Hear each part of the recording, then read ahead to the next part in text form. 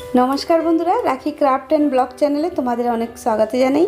আজকে নতুন একটা আইডিয়া বন্ধুরা। তো দেখতে পাচ্ছ আমার কাছে একটা শপিং ব্যাগ আছে। তো আমাদের সবার কাছেই এরকম প্রায় ঘরে থাকে শপিং ব্যাগ, সবার ঘরেই প্রায় থাকে। তো আমরা এই শপিং ব্যাগ না ফেলে আমরা এটাকে কিভাবে ইউজ করব, তো সেটাই আজকে তোমাদের সাথে শেয়ার করব বন্ধুরা। তো সঙ্গে থাকো, প্রথম থেকে শেষ পর্যন্ত আজকের ভিডিওটা দেখো, আশা করছি ভালো লাগবে। আজকে একটা খুব সহজভাবে, খুব সিম্পলভাবে ডোরমেট তৈরি করব। আর এই ডোরমেটটা সবাই যেন ঘরে করতে পারে সেইভাবেই আমি করছি। তো যারা যদি সেলাই নাও পারো তারাও কিন্তু এই ঘরে এইভাবে ডোরমেট কিন্তু হাতে বানিয়ে নিতে পারো। তো রান সেলাই তো প্রায় সবাই পারো, রান সেলাইয়ের সাহায্যে এরকম ডোরমেট কিন্তু সবাই ঘরে বানিয়ে নিতে পারো। তো দেখো বন্ধুরা, এখানে আমি টুকরো কাপড় নিয়ে নিয়েছি। আমরা অনেক সময় এই কাপড়গুলো কিন্তু ফেলে দিই, তো আমি না ফেলে এগুলোকে জমিয়ে রেখেছিলাম। আর এখন মেপে মেপে 2 ইঞ্চ করে এগুলোকে কেটে কেটে নিয়েছি। তারপরে এই যে শপিং ব্যাগটা কী করেছি, এই যে হ্যান্ডেলটা কেটে নিয়েছি।